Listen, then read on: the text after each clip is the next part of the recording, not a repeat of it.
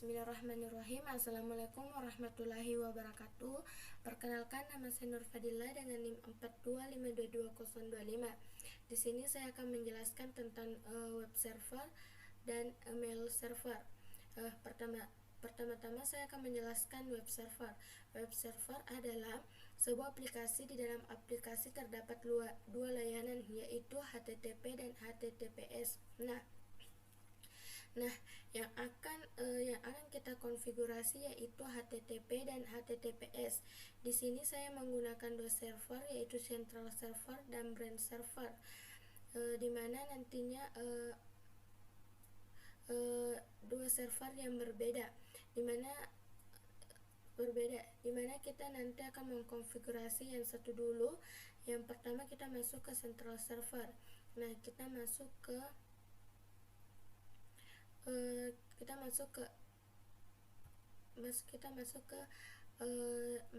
di sini, masuk ke service. Kita masuk ke service. Setelah itu kita harus mengaktifkan HTTP dan HTTPS, karena nantinya kita akan membuka web browser di mana layanannya nanti HTTP dan HTTPS. Selanjutnya kita lakukan hal yang sama kepada branch server. Kita harus mengaktifkannya.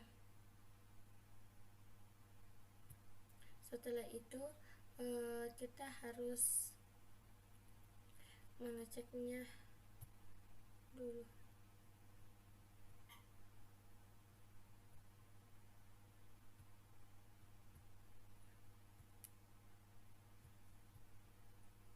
Di 10.10.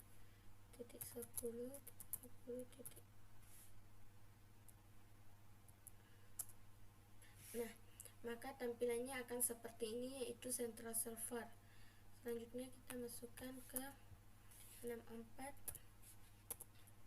100 200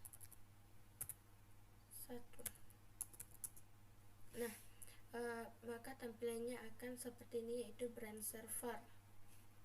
Nah, selanjutnya kita masuk ke email server, di mana email server adalah sebuah aplikasi di mana kita dapat mengirimkan pesan, misalkan dari sales ke PC3 ataupun sebaliknya dari PC3 ke sales. Langsung saja kita masuk ke central server, kita masuk ke email.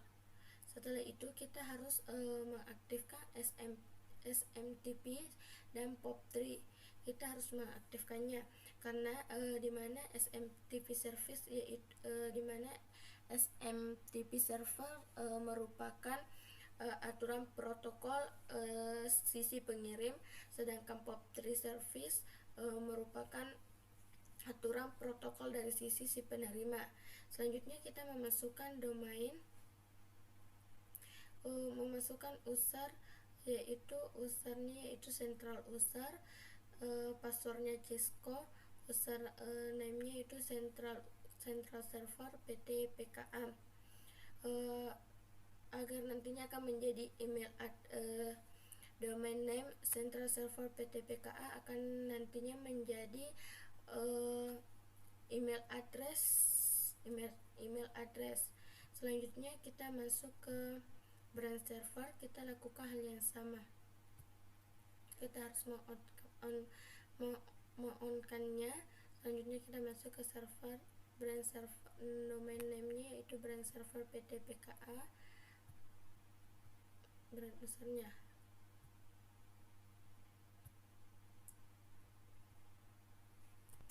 Selanjutnya kita mengkonfigurasi emailnya, seperti kita membuka email di Chrome, di website dan lain-lain. Selanjutnya kita buka, dimana kita membuka PC3, kita masuk ke email. Langsung saja kita masuk ke configuration email, namanya yaitu central user, email addressnya central user central server PT PKA. Adapun incoming mail server yaitu 10.10.10.2, outgoing email servernya central user dan passwordnya kita save. Kita masuk ke sales, kita lakukan hanya yang sama, kita konfigurasi, yaitu di sini dari sisi brand user, email user, incoming, outgoing mail server, brand user. Setelah itu kita coba kirimkan pesan. Kita masuk ke email, kita ingin mengirimkan pesan ke brand user. Kita langsung kompas, kita kirim ke brand. Nah, di sini saya ingin mengirimnya ke brand user, brand server. Kita ketik hi, subjeknya hi, kita ketikkan di sini hi, kita sesuai yang kita inginkan. Selanjutnya saya send. Nah, setelah itu kita melihatnya apakah sudah terkirim di sales. Kita terima. Nah, di sini sudah ada dari central server, yaitu subjeknya hi tadi, dan kita ingin balas, kita reply, yaitu hi juga. Kita send. Nah, kita lihat apakah sudah ada di PC3.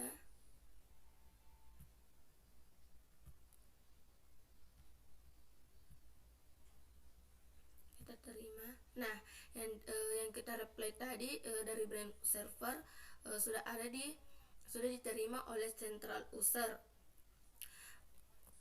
Nah, adapun prosesnya di mana PC3 ini mengirimkan pesan tidak langsung ke sales, tapi di mana di sini karena dia tadi menggunakan dua server yang berbeda, adapun pengirimannya PC3 ke central server dulu, di mana di sini ke PC3 ke central server menggunakan yaitu SMTP, dan mana tadi di awal kita harus mengaktifkan SMTP tersebut. Selanjutnya central server dan brand server di sini mengalami komunikasi. Di sini dia juga menggunakan SMTP. Selanjutnya brand server akan mengirimkan pesan kepada kliennya yaitu sales. Ya, di sini dia menggunakan POP3. Adapun kebalikannya, karena kita tadi membalasnya atau reply, di mana di sini sales akan berkomunikasi dengan brand server menggunakan SMTP. Selanjutnya brand server ke central server menggunakan SMTP, dan central server ke kliennya yaitu PC3 menggunakan POP3. Nah, cukup sekian dari penjelasan saya mengenai web server dan email server. Mohon maaf bila ada kurangnya. Wassalamualaikum warahmatullahi wabarakatuh.